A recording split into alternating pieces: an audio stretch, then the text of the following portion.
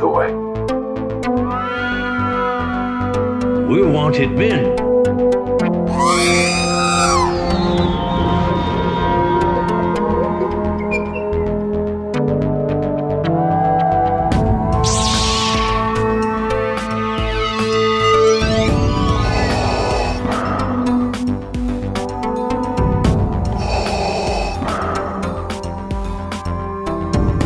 I have spoken.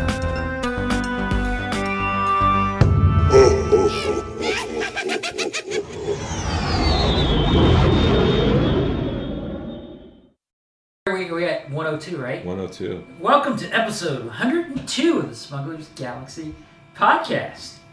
Today I am joined by Jason and our buddy Jordan Ghastly. Hello. Hello. I guess Hello. that's my cue to say hi. Sorry, I didn't mean to steal your thunder by saying No, hello it's first. fine. Damn it, Jason. Always. So how you guys been?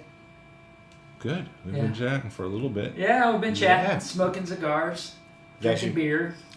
We've actually been hanging out for like all day. So. All day.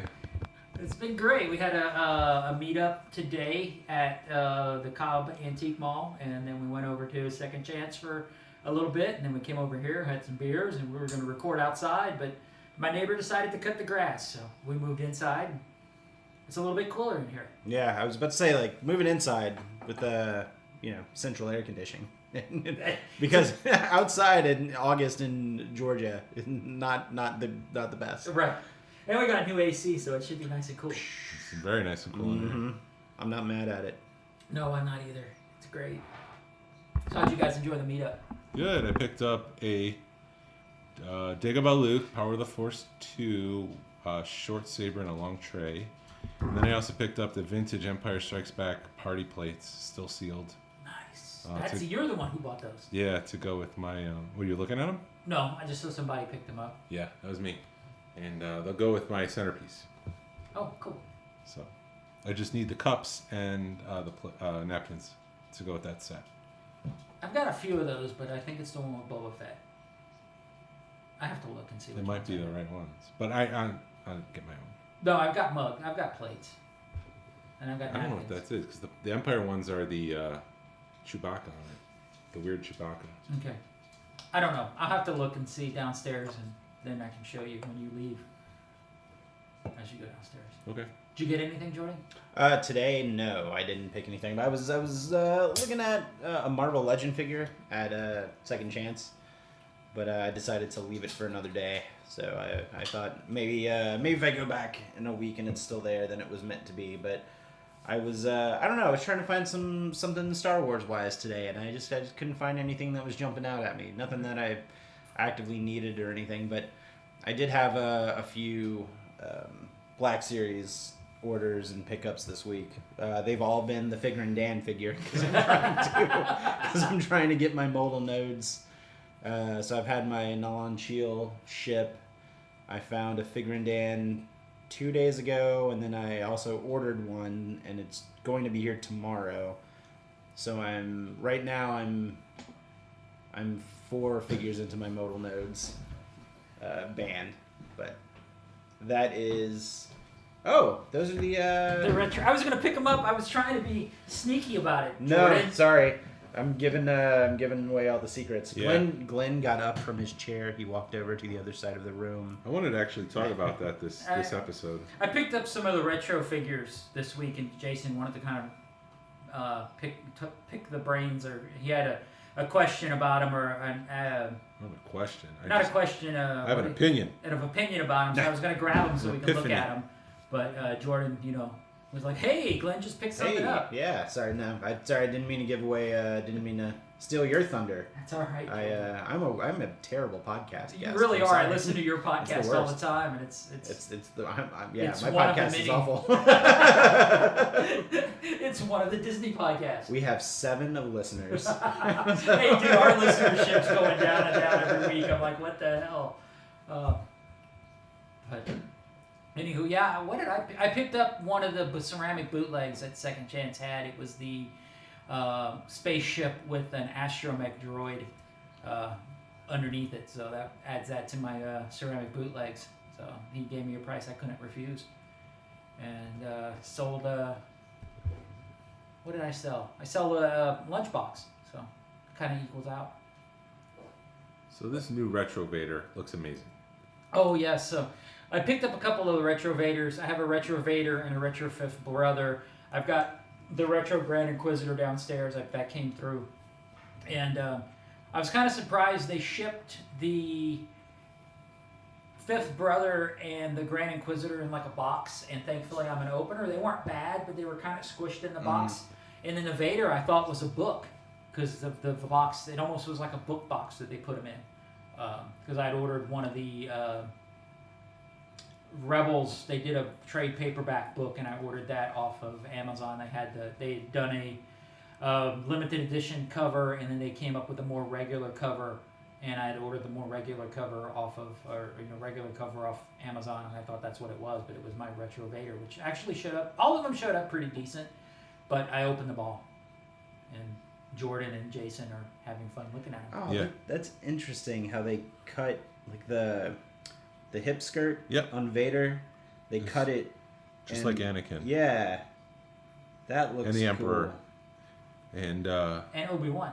Obi-Wan, and then they gave him a lightsaber that he can hold instead of coming out of his hand. He's telescoping. And then they gave him a cape. I thought it was more of a snap cape, like Jedi Luke, but it's not. No, it's sewn. It's sewn on, and it just Yeah. kind of fits over his head, which I like, because with that figure specifically, it's almost like in 1987, that's the figure that Kenner would have made for Yeah. Vader. Right. That's the next evolution for Vader.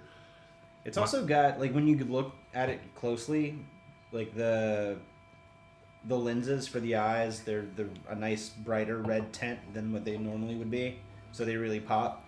And you can definitely tell, like, some of the gunmetal, like a dark gunmetal gray, on just to accent some pieces.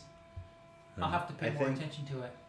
Or at least in this lighting, is what it looks like to me. I also wear glasses. Wait, well, I guess we all wear Yeah. glasses. So take that what you will. But So looking at these figures, I've been bothered by them, and I'm not sure what it is. If it's just some sort of like, they look like they're old, but they're not, because they're new, and I'm just not familiar with them. But I really feel like what I think is off about these is that they've been created with precision in ZBrush, that they're not handcrafted, that someone went into a system and they're able to add perfect symmetry to them. It's not somebody carving with their hands, so there's not the imperfections. And even though you can't study it and say, well, that's the side of this cheek is not the same as this side of the cheek, you just tell by looking at it. It's uncanny. There's something just off about them for me. And I think that's what it might be, is that it's just not, it doesn't have the hand touch. Just like when you look at movies from the 80s, you could tell that those were handmade because someone actually made that set or that special effect, and then they just comped it in. They used compositions and tricks and stuff like that. Whereas today, it's all digital, it's all precision. They take time to make skin. You know, it's just, somebody wasn't there sculpting skin on the side of a dinosaur. They just threw it on the side of the dinosaur, and even though it looks amazing, you know that it's digital and it's not handmade. It's not something tactile. And so I when I look at these figures, I just wonder, is that what I'm seeing? Is it my head playing tricks on me, or is it actually just a little too precise for what it is? I don't know. I think maybe there's also something to be said about a new figure from a new piece of media that's specifically done, that they're going out of their way to do in the original vintage Star Wars style, Yeah. right? Like, because I get the same way when I look at all of those Super 7 Reaction figures. 'Cause a lot of the figures that Reaction is putting out weren't even originally in that style. Like the Ninja Turtle stuff was never Yeah, in this Star right. Wars style, right? Right. The G.I. Joe stuff, even though it's a little bit similar, was still not in the 5 points of Archie. So I don't know. I think maybe it's the newness of something, because you're so used to looking at the original 77, 80, and 83 Yeah. Darth Vader, Yeah. right? And then when you see this one, it's different, and you're like, that's, I don't know. Maybe you're just so used to seeing it one way. Just when I saw that Tarkin, I thought it looked great, but it was a little too great. Like, it almost didn't feel like it fit. And maybe it is just the Legacy playing a trick on me, but Yeah. It's like that helmet is a little bit bigger. You obviously have the... Glenn just went and grabbed his other one. I'm giving your secrets away again. Yeah, that's right. I grabbed one of my graded Vaders because my other Vader's on a 12 back early bird stand, and I don't want to take it off. with Han Solo, you've got big head Han, little head Han. You're not going to get that in ZBrush because they're going to make sure it's proportionate. Proportionate. But was that big head hound like a mistake, and then they fixed it I later? assume it was, but what do I know? We weren't around in the Even 70s. look at the neck on the Han and Carbonite. It's just like massive, like he's a football player. Right. He doesn't even look like Han Solo. No, and you're not going to get that in the modern era because they're going to sculpt with precision. They look phenomenal, and it's Yeah. not a dig at the sculptors or anything like that. It's just maybe it's more of a concept I'm just debating with. I think also, like, they were talking with a lot of the product designers, not during San Diego. I think it was probably around Celebration. Because I was watching all the stuff streaming while you guys were actually there. I actually saw Jason on YouTube. I'm YouTube famous. But they were talking with some of the sculptors, and they said, sometimes it's almost trickier for these new characters to get designed for the retro style because you have to meet certain criteria, whereas if it's a new figure, you just design the character and you give him the 30-something points of articulation. Yeah. So you specifically have to retrofit what would be a newer figure to fit in a 40-year-old mold. Yeah. I like what they're doing with the retro collection. I just wish they would revisit new characters in the old trilogy. Right. Well, I dig what they did with this Vader. I think they need to do a form boy Luke like him, with the hold of a saber, instead of a double telescoping. Same thing with Ben, but the Ben Kenobi's the updated Ben Kenobi from the Kenobi series, though. But I don't know. I feel your pain, Jason. I wish they would do stuff that we wanted that we didn't get in the 80s. Yeah. But they're busy doing. I've got what they did, all the ones from the Mandalorian. They did the Dad Bod Boba Fett. They did a Bo-Katan. I think I got the Bo-Katan. I don't know which all the ones. I've got them all downstairs. I've got the Baby Yoda. And, There was an Ahsoka. yeah, I've got the Ahsoka. Yeah. Bo-Katan, Boba Fett. They got the Boba Fett. Did they redo but they did a Dad Bod, but did they do another Boba Fett? No, it's just the one right now. Okay. Were these so these are the only two you opened though, right? No, they're all open downstairs. Okay. I just happen to have them handy because I didn't. What I'll do is I open something upstairs and kind of put it. I've got like a holding space, Then and then when I go downstairs, I bring them downstairs, and these just happen to be. Your where I action can figures control. need to acclimate before they're allowed to join the collection. Yes. Although I do dig the double telescoping saber that they put. The Grand Inquisitor saber. How it's the same saber as the Grand Inquisitor. Wait, they didn't make a Grand Inquisitor, did they? Yeah. Oh. Retro, yeah. Okay. And they did a third sister.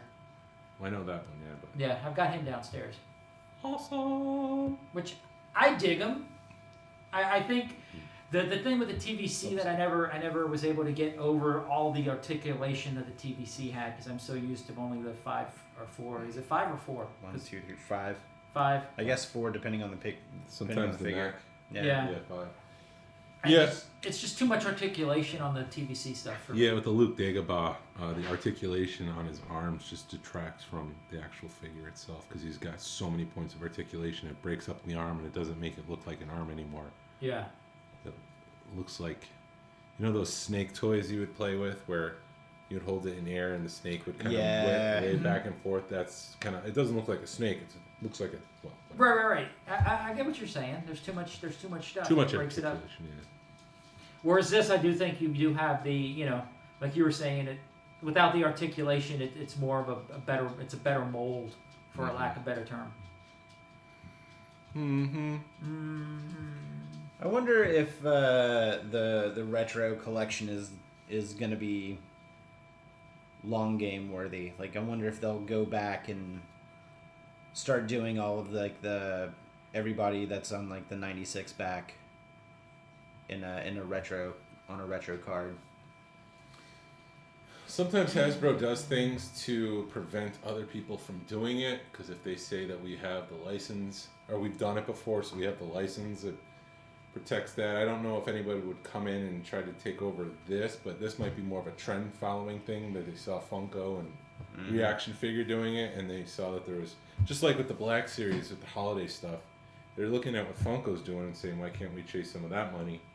I think that's kind of what they're doing with the retro. They're seeing that there's a market in that space, and they're saying, let's go follow it and get some of that money. Yeah. I have a weird soft spot for the holiday Black Series stuff. Yeah.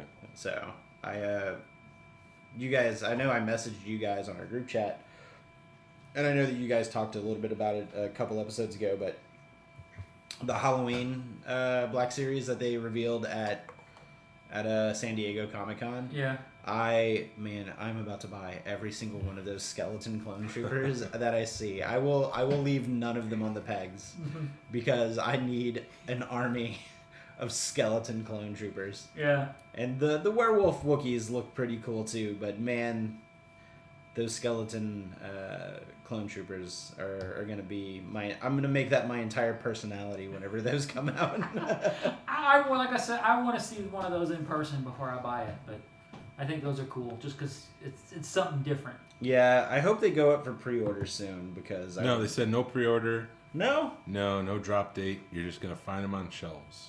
You know what? I almost prefer that because we've been so conditioned by pre-ordering toys, which is weird when you think about it, right? Like, you know, like, and I'm no, I'm about to go down a tangent, so stop me. But like, we're no stranger to pre-ordering stuff. Like 20 years ago, you wanted a movie, you went to a movie store, you put $2-3 down. Yeah. You got it whenever you wanted a video game, like.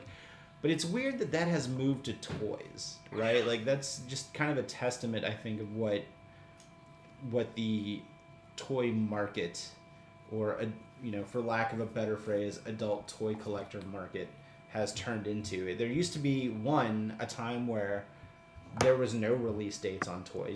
The new toys were made and then they were shipped and they were on the shelf when they shipped, right? And you walked in and surprised, you saw something new.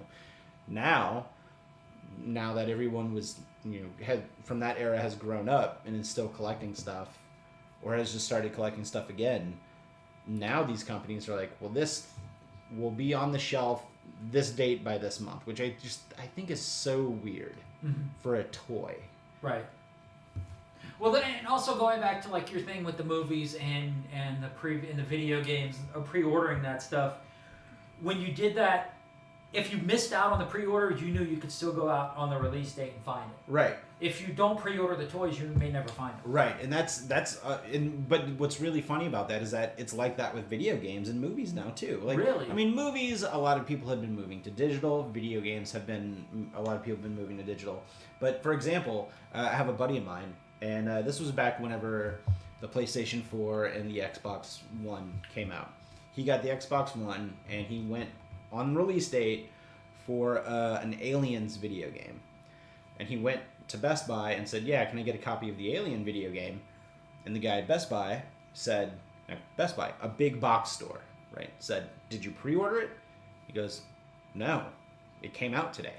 I want to get it. He's like, well, I only got enough to cover the pre-orders.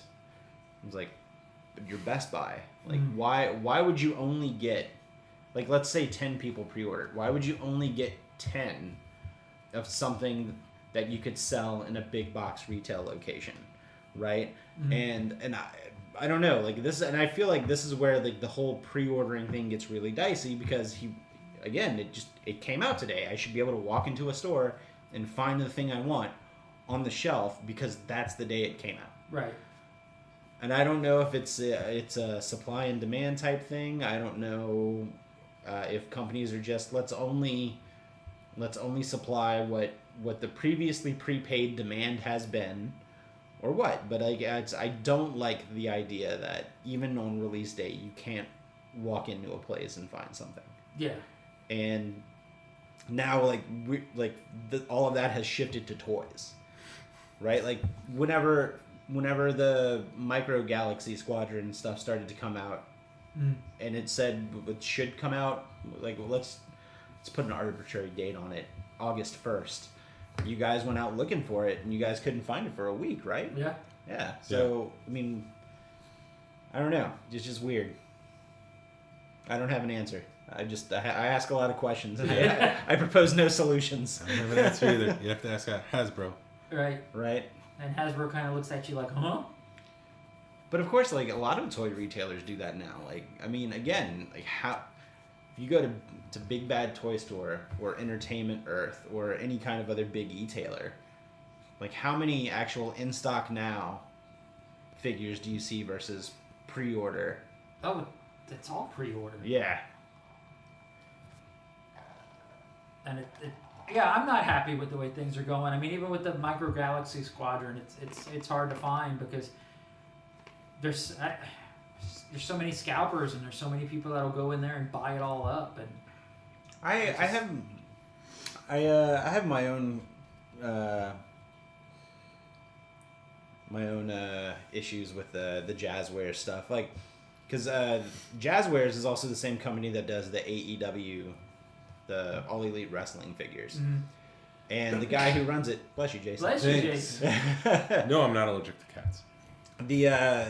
The guy who runs it, his name is Jeremy Padawar, I can't remember how he pronounces his last name, but he himself, he's worked at Mattel, he's worked in other toy companies, but he also is a collector, and he knows the fact that like collectors, quote unquote, like the chase figures, right? So I think thinking like that, being a collector and thinking like that, and purposefully going out of your way to make a chase, and like you clearly label it chase. Did I just break this? Right? Did you? Did you break my clip?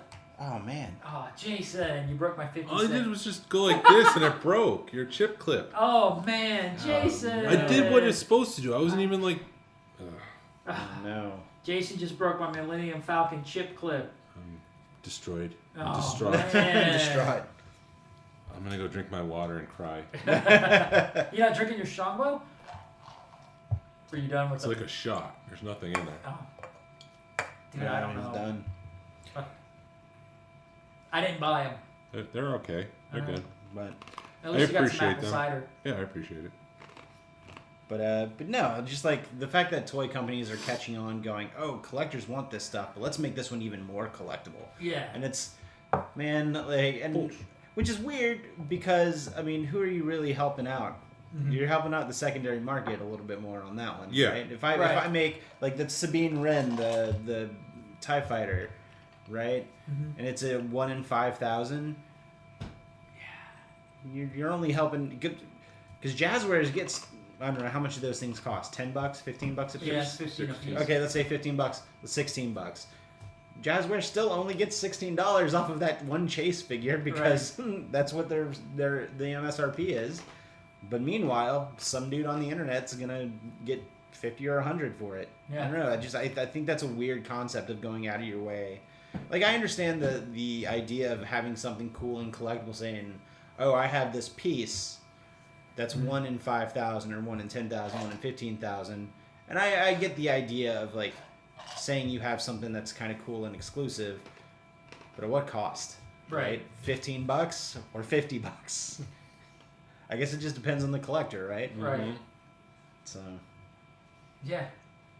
And that being said, I'll be more than willing to pay $50 for the Sabine Wren TIE Fighter. Right. Just because it's something I want. And hopefully, the cool thing Target did was they released the ATST Raider. Mm-hmm.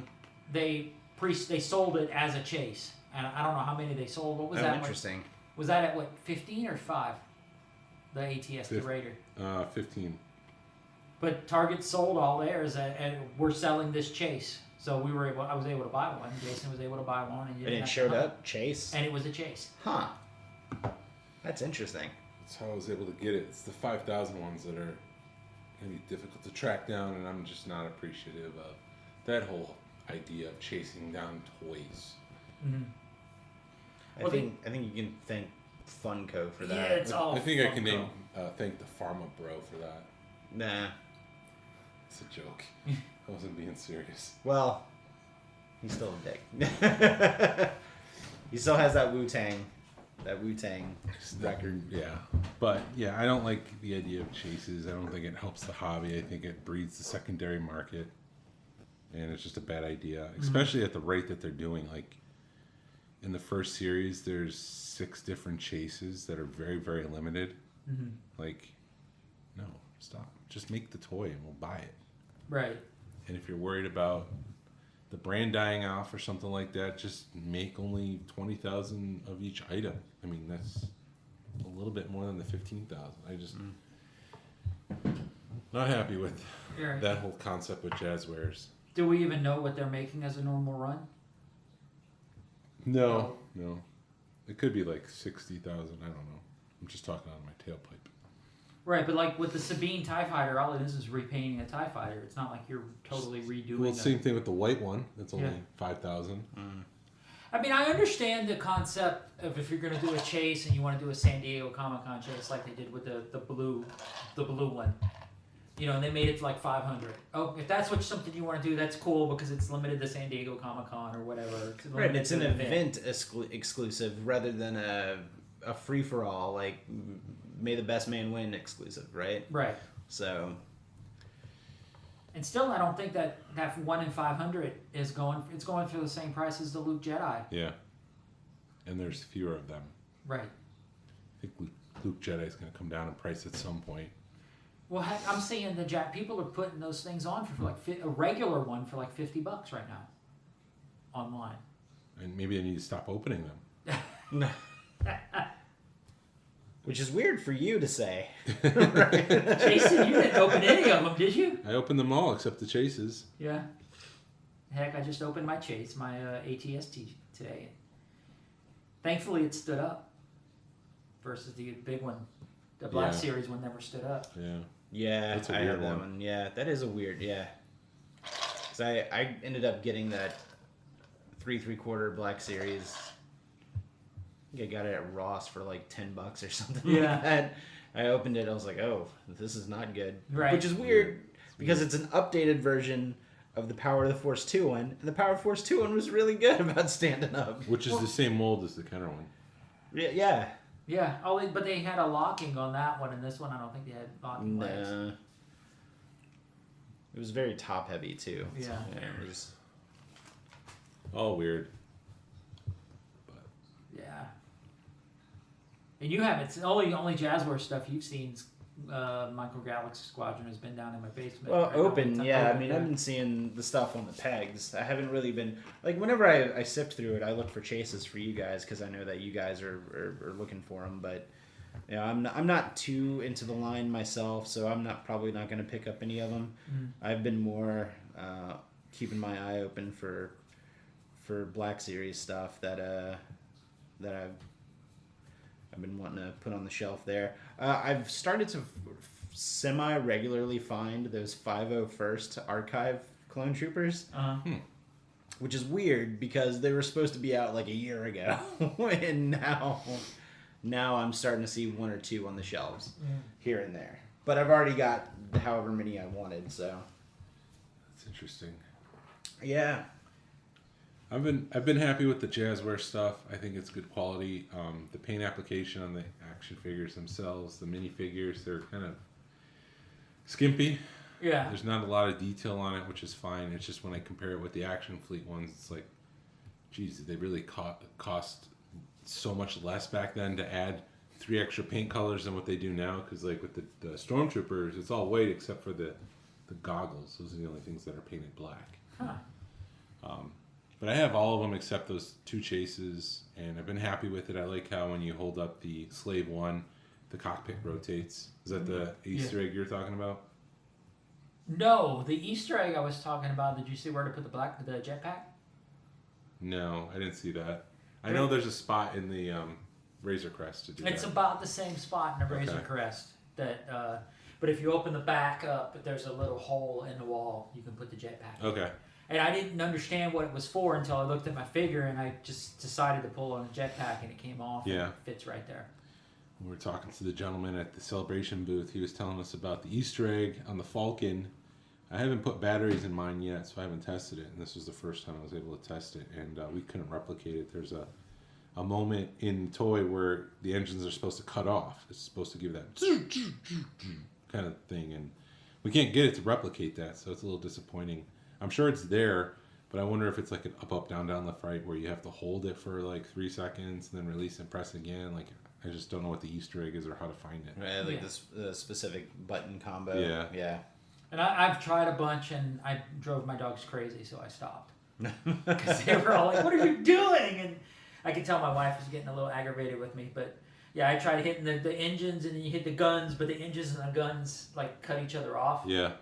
So I was never able to replicate it, which it'd be cool to replicate, but maybe it was only in the prototype. Maybe. The other thing that bugs me about the Falcon, and that's just me being a Star Wars nerd, is they did Chewbacca, Han Solo, Obi-Wan Kenobi, and Princess Leia. That combination was never in the Falcon together. You're right. They've all touched it, though. Right, they've all been in the Falcon, but they were never together in the same. I wish they would have done a Farm Boy, but there's no way. They haven't released a Farm Boy Luke, so you can't put anybody in, because you can take the gunner out and put a figure in there, but you're not going to put Leia or Obi-Wan in there. You put Farm Boy Luke, or you put Han Solo, and it just doesn't. Once you do that, it just doesn't make sense with the combination of figures they gave you. I hate to bring up this tangent, but people hate the term Farm Boy Luke, and I'm like, what's wrong with it? That's what he is. Why do they hate that term? I don't know. They're like, don't call it that. I'm like, oh, okay. Well, Yes, what sir. are you supposed to call it? Opening movie Luke. Tatooine Luke? White shirt Luke. But still, even Tatooine Luke, he's a Jedi Luke. He's back at Tatooine, but he's a farm boy. He's a moisture farmer. That's what you call but him. people don't like it. I don't understand why. People in Star Wars are weird. Are you telling me that there are weird people in the Star Wars fandom? Yes. Because I don't believe it. Well, it's like the sidewalk theory at colleges. People start walking across the grass and they start wearing down the grass. And then you're like, okay, well, there's dirt there now. So do we put up a sidewalk? Sure. So you put up a sidewalk because that's what people are doing. They're walking there, so we're going to make it safer. Mm-hmm. So with the hobby, people are calling it Farm Boy Luke. Do we just lean into it and say it's Farm Boy Luke now? Or do you want to resist it and say, no, you can't walk there because there's no sidewalk? I've called him Farm Boy Luke for 10 years.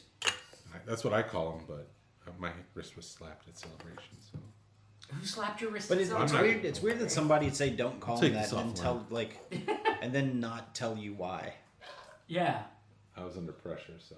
Yeah, fair enough. Well, Anyway. there's a new Jason out that doesn't say no to anything, and Yeah. it doesn't See? take shit from anybody. Yeah, it's Farm Boy Luke. Yeah, I'm gonna call him Farm Boy Luke. Damn it. Is there anything, Jason, that you've seen with the Micro Galaxy Squadron? No, I like it a lot, and I don't know what more to add. I thought all the vehicles were well made, a lot of detail, a lot of paint applications. Maybe too much, maybe too. I've seen people use isopropyl alcohol to remove some of the what they call coffee stains because they've added that wash to it, and it seems to remove that without taking off the paint application.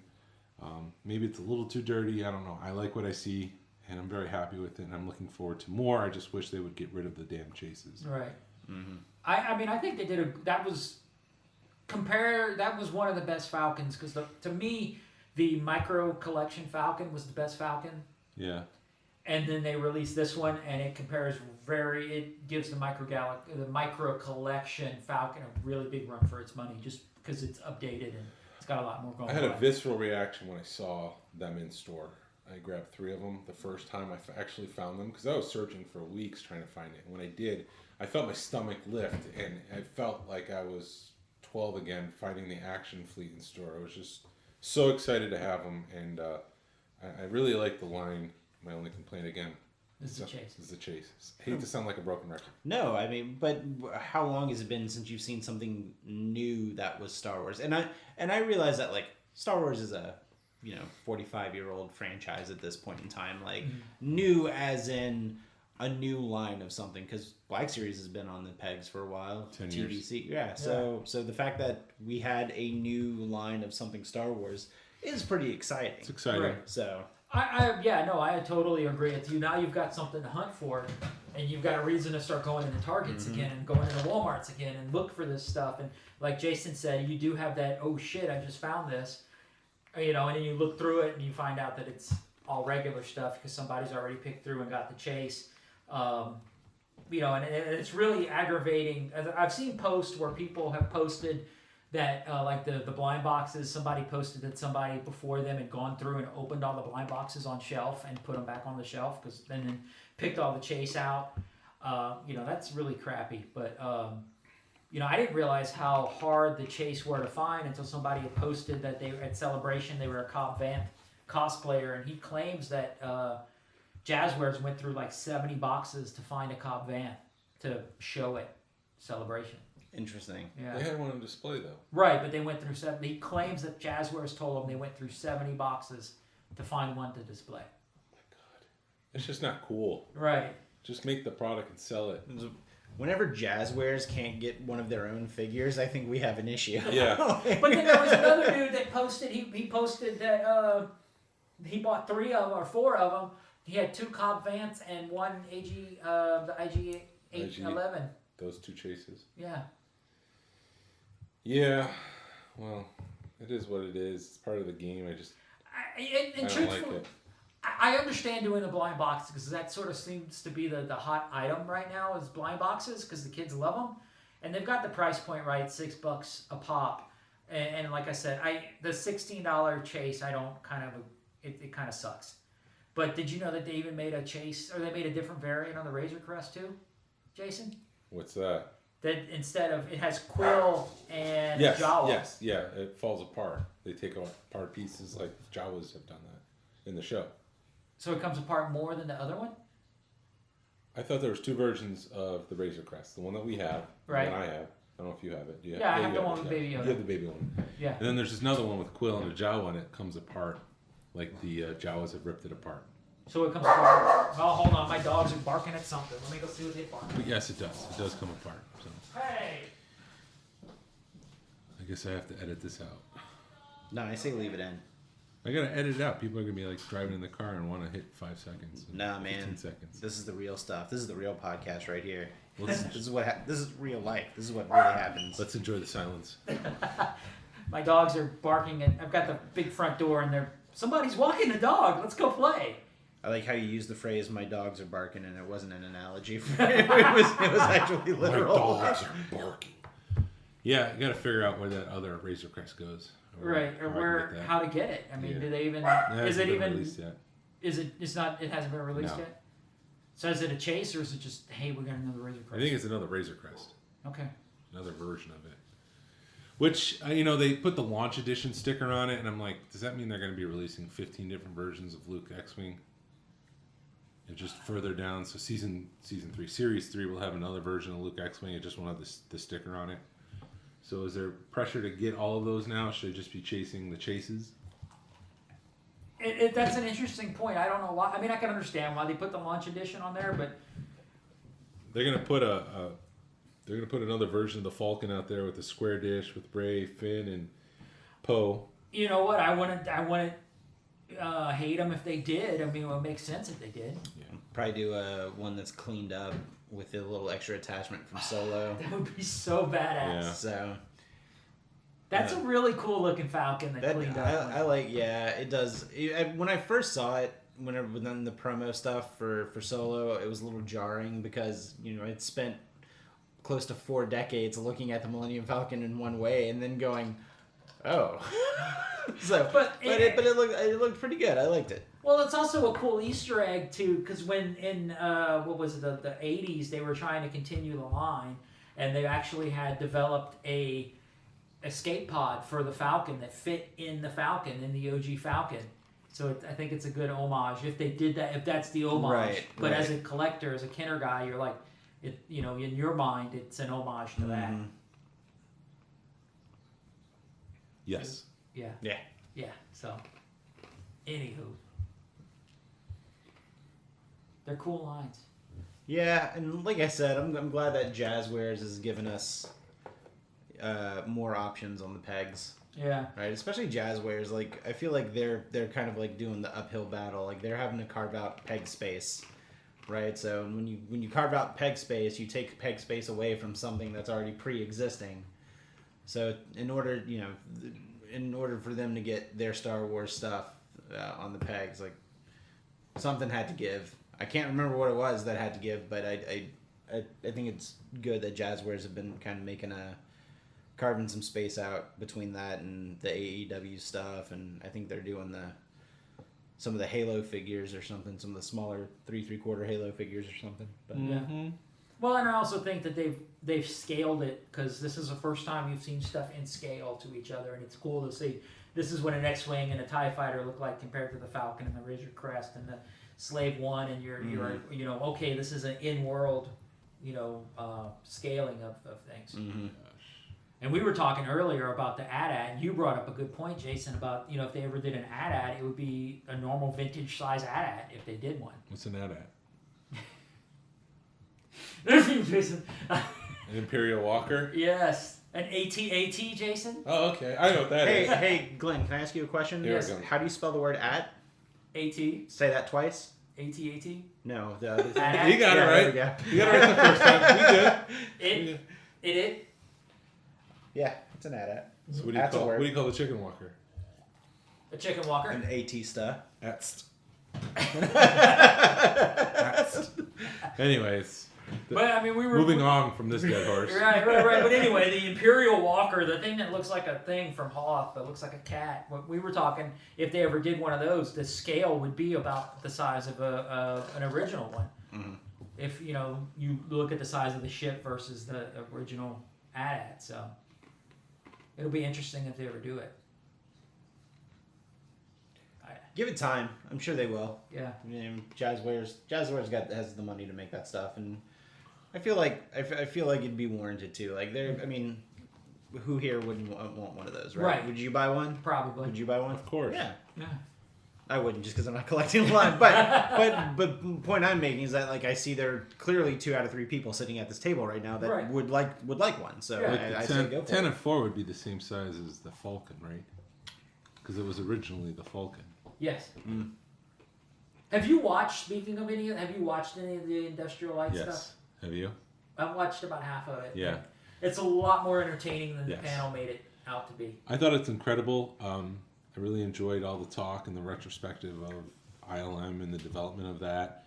There's a lot that they leave out just because you can't mention that stuff on TV, and we won't mention it here. But I was just a little shocked by how old George was. He was the old man or old where his voice was kind of wispy and weak, and his lips would move when he's not talking. He's got that old man kind of tick, and it's just like, oh my goodness, he's getting up there. Yeah. Yeah. I still haven't sat down and watched it. It's very hard for me to sit down and start something these days. So by the time I get home from work, I'm like, ugh, I just want to sit here. And It's very informative. It's very powerful when they start talking about the move from analog to digital. All the people who just were suddenly out of a job because the push was more and more computer, and all the people who were using their hands to make models and make creatures and stuff like that. They're not doing it anymore because it's all moving to digital, and they're being left out. And they're watching all their friends either get let go, or a lot of them made the transition because they saw what was coming, and they made the transition to digital and learned computers and stuff like that. So it's a very powerful documentary. There's more to it than I actually thought there would be. Yeah, I haven't made it that far. I think I'm midway through the 3rd episode. Yeah. I've been watching it when I'm at the gym, so I can give me an excuse to keep going Yeah. on the elliptical. when you're getting those gains. Yeah, I'm trying. It's not working. Buddy.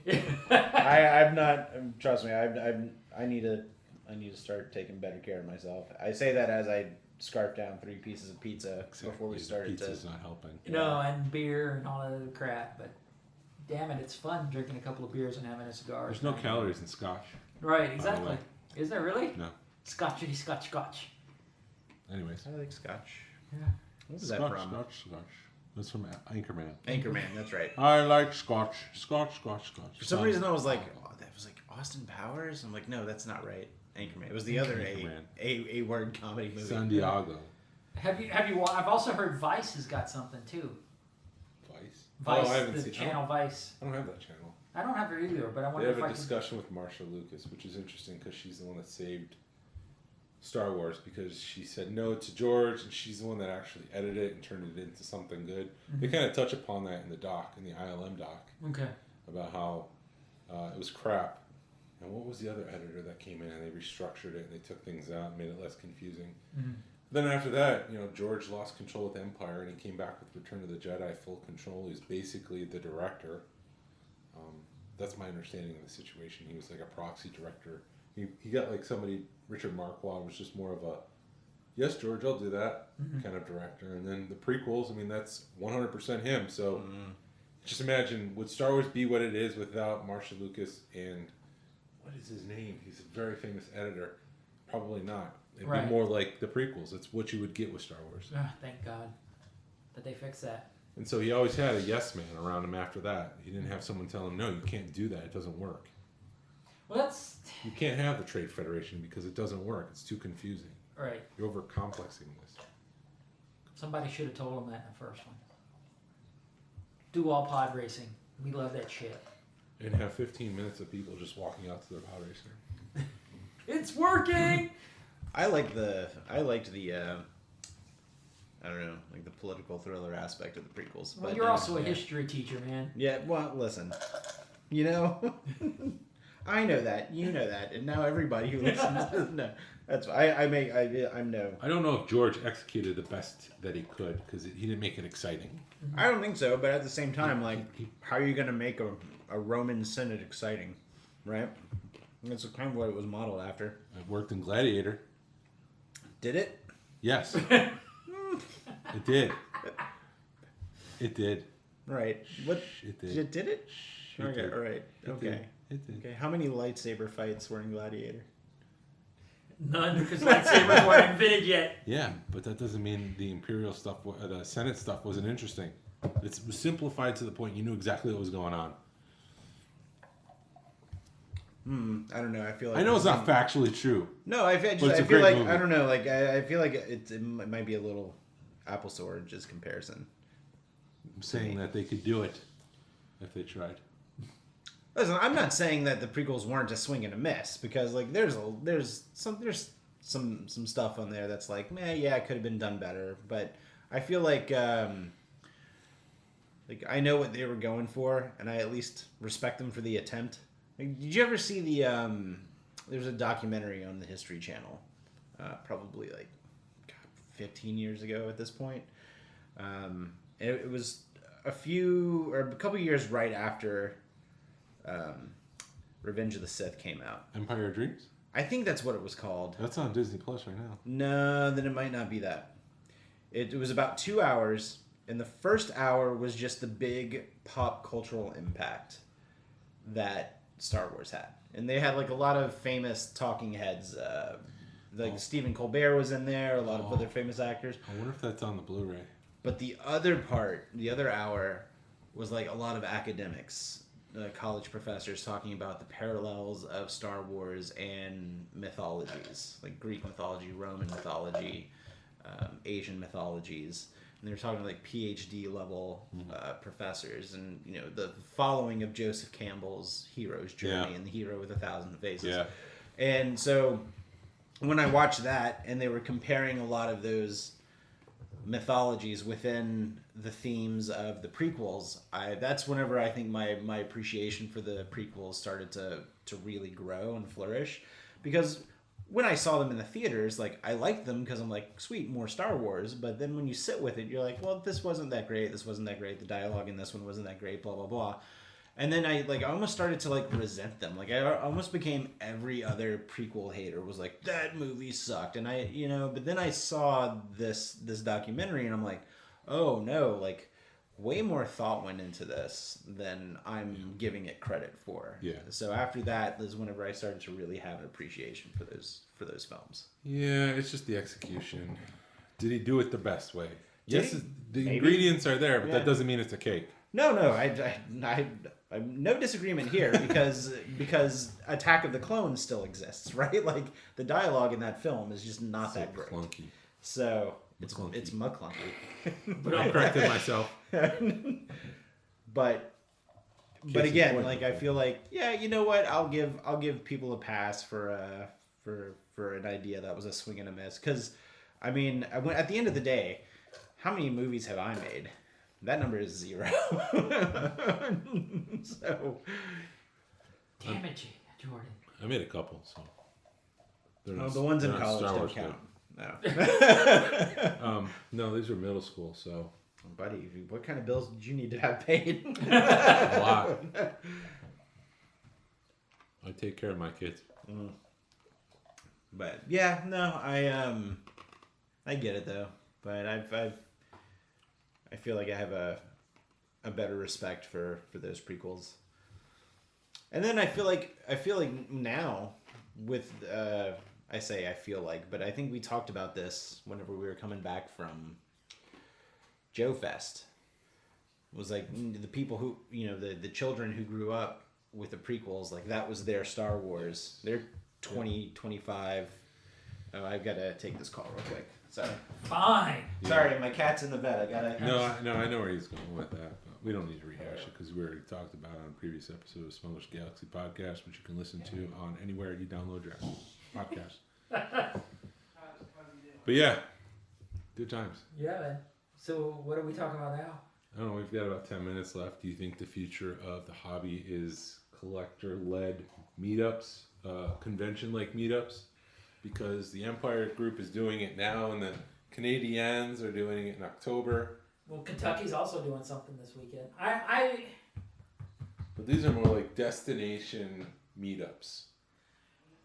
I've got two feelings for the Star Wars community as a whole, and correct me if I'm wrong, if I'm going on, because you've got the nationwide community, which I think that's important to have, but you also need to focus on like the stuff locally too. So I think it needs to be a combination of the two.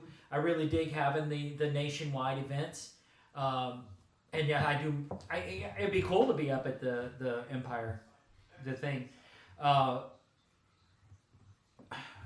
Yeah, It just feels like I think it's the same thing we have happen here, where and correct, if I'm going down a rabbit hole, stop me. You've got the same people showing up at everything. Am I wrong or am I? No, that's right. I'm just saying, like, I do. Like, people from Kentucky don't need to come to a regular meetup, but if we had some sort of grand meetup for a whole weekend, which is kind of what the summer social is, but it's still just one day. Right.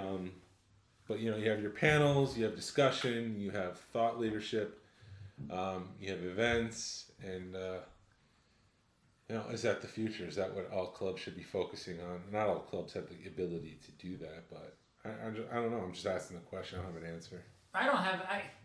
I do think it's cool. Do I think that every club needs to have one? No. Like let's say I think it needs to be like a celebration thing where it's like once a year, or having one once a month is going to be hard for people to go No, to. it'd be once a year, maybe once every other year. I don't think every month is something you should invest your time into. Every month should be locals. Yeah. But yeah, I do agree. I think getting together as a national club or national, on a national level once a year or a couple of times a year is a great idea. Mm-hmm. I don't think it needs to go that way though, 100%. I think you still need to focus on your local community. Yeah, but if it's just one a year or one every other year, you're still focusing on the community the rest of the time. Yeah. And in theory, this should be for your community. It's just so enticing that other people want to come and attend. Right. No, shoot. What?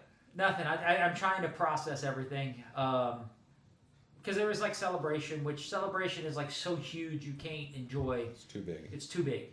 So going to a national event like the annual or the summer social gives you a chance to focus on hanging out with friends and making friends and making connections where you can make it at celebration, but celebration's just a whirlwind, and it's too hard to make those connections at a celebration because you want to hang out with 100 different people, where if you go to on a national level, you can hang out with 10.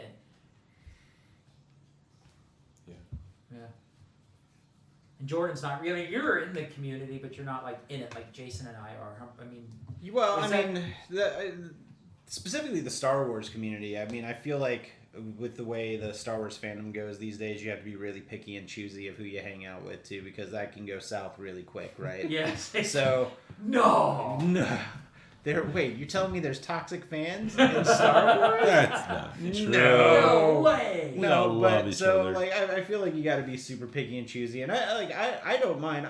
Listen. I feel like I can get along with just about anyone, right? Mhm. Like unless you're like a complete jerk, then I feel like I can have a conversation with somebody. But I don't know. I feel like I guess I'm probably more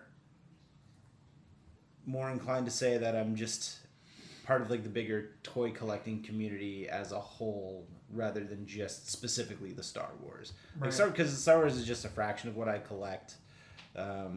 So I've got friends in each little. You guys are my Star Wars guys. I've got some friends that are my Transformers guys. I've got some buddies. So listen, I got a guy for every toy line, guys. You need something? You mean I we're know I not got. your only friends, Jordan? Come on. No, I mean, you bring up a good point too. Is I also think we do need to branch out a little bit and be more accepting of these other toy collecting communities. Like in Georgia, we were. Before we had the Georgia Club, I was like involved in everything because they had the local Toylanta, and I was trying to be real involved with that. And you go to toy shows and you try to make those connections locally, where you are dealing with a lot of different people that deal with everything.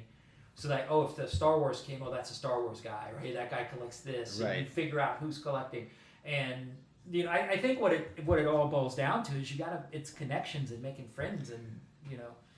And listen, I think also it's like we collect Star Wars toys because we like Star Wars. Like we collect the thing of what we like, right?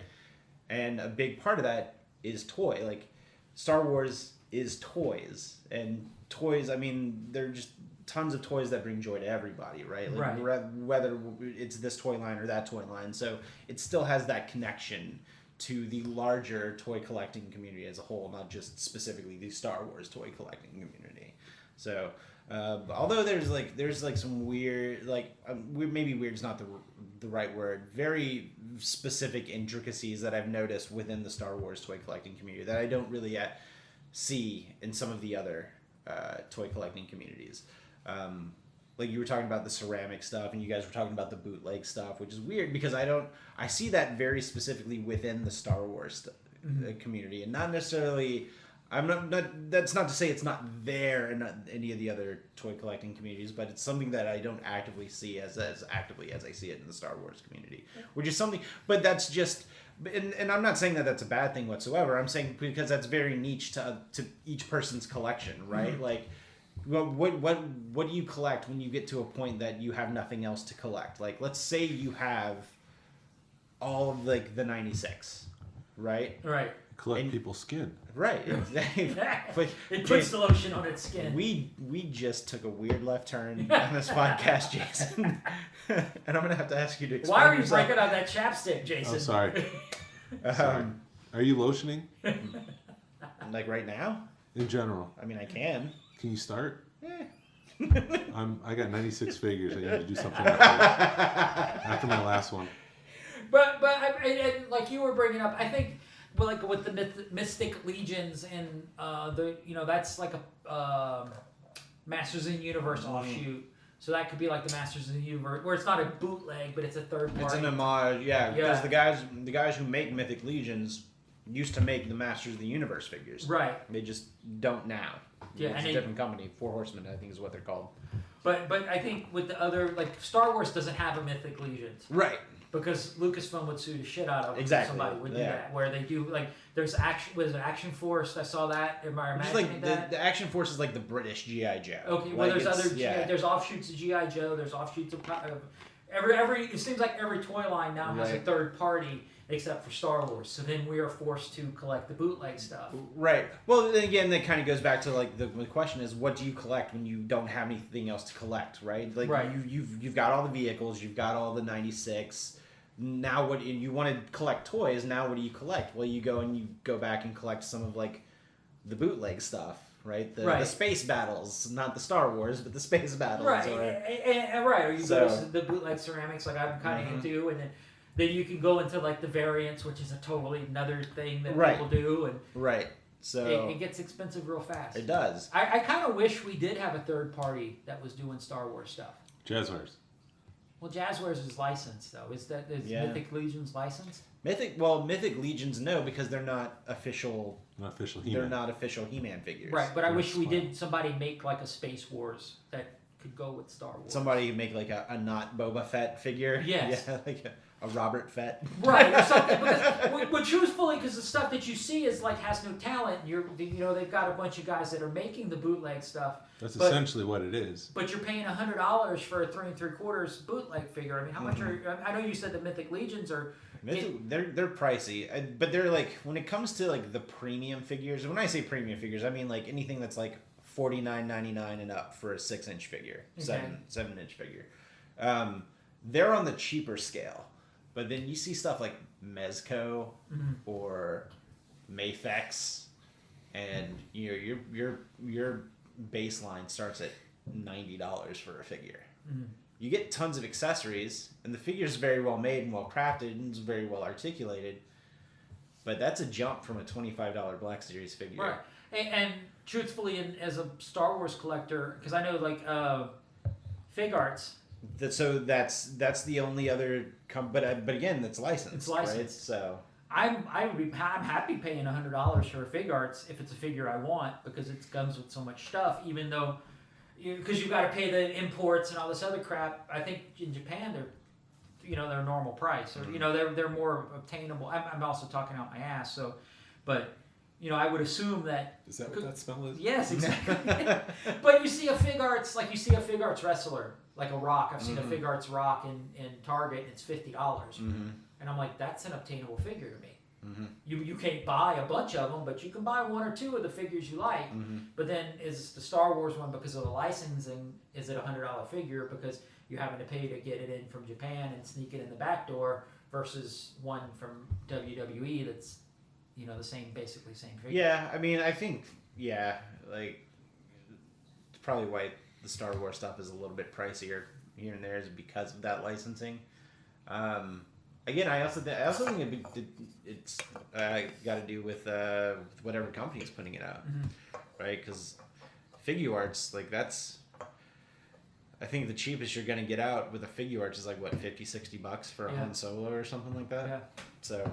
And I've seen, I think the Boba Fett can go up to 100, 150 if you get the one with Grogu, the Mandalorian. But going back to Jazwares, which is a jogging, because you're paying like $15 for a ship with a figure, and to me that is a steal for what you're getting. When it comes to the Jazwares stuff, and even at $45 for the Falcon with everything you get on that Falcon. It's a steal because of it being the Star Wars licensing, and for them to be able to get it that low, I think it's a good deal. And also to pack in electronics. Like, granted, electronics are cheaper to produce, but Right. I mean, you're putting in a couple of Falcon sounds in there. So Yeah, but also it's got the fact that it's got the thing that you move it, and as you move it, it's got 4 sounds depending on how you move it, which is great. yeah, no, I don't know. Like, I'm sure that there are people out there that probably make like not quote unquote not Star Wars figures. I don't see them very often as much as I see other things. 'Cause there's like with Transformers, there's third-party groups that will put out their version of Optimus Prime, but they obviously can't call it Optimus Prime, right? But it doesn't.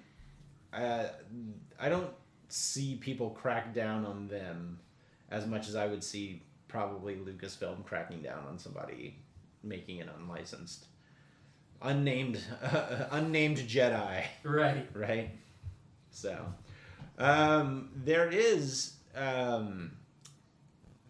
some, I guess for lack of a better phrase, like third-party sellers that will make cloth goods for figures that don't have cloth goods that should. Right. And I see like a lot of,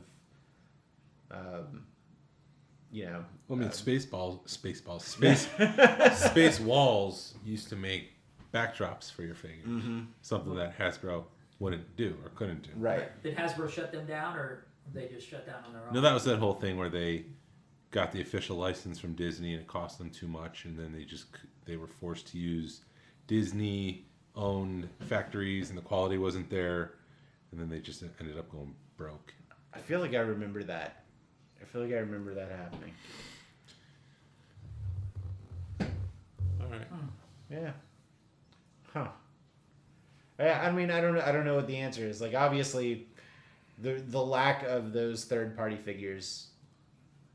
There's a reason that there's not a lot out there, and I think it's because Lucasfilm probably cracks the hammer before it even gets into inception. Right. So nobody wants the Star Wars police on them. Right. Well, maybe Lucasfilm needs to lighten up a little bit. If only. Lighten up, punk. Jerk. George Lucas. I don't know. Yeah, it's right now, if we want 6-inch figures, we're just at the mercy of Black Series or Figure Arts. But for the price of one Figure Arts, I can get 2 or 3 Black Series figures. Yeah. So I don't know.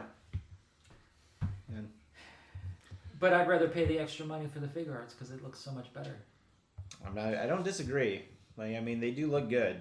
So I don't know. Sometimes I'm quantity over quality. Right. I guess it depends on if it's a figure you really like. Yeah. The Boba Fett, I'm willing to pay the $100 for, but not a Han Solo. Like, if I got that one definitive Darth Vader figure that I'm like, that's the only Darth Vader figure I need, then I would probably be more apt to pay the $100 or $120.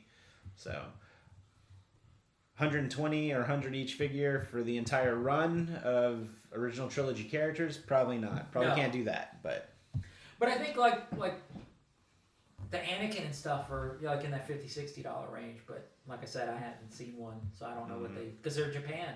Mm-hmm. They can't import them here because of the Black Series. Yep. So time will tell, I guess. Yeah. You got anything to add, Jason? No. You want to land this turkey? Yeah, let's All right. bring it in for a landing. Gobble gobble. Thank you for listening. Thank you for listening to the Smuggler's Galaxy podcast. If you could, please leave a like and a 5-star review of the show anywhere you listen to your podcast. It really helps us out and helps the show. Follow us on social media. You can find us on Facebook, Instagram, Twitter, and YouTube. Send us an email, message us. We love the feedback. We'd love to make you part of our show. Our email is smugglersgalaxy@gmail.com. Thank you to Alfonso Riviera for the Smuggler's Galaxy logo. And thank you to Levi Waterhouse for the Smuggler's Galaxy music. Hasbro re-release. I stopped looking. Hasbro re-release VC66. Hashtag vote with your wallet. Pass on what you've learned. Be a positive force in the collecting community. This is the way. This is the way. This is the way. Thank you for that dramatic interpretation. Welcome. Closer.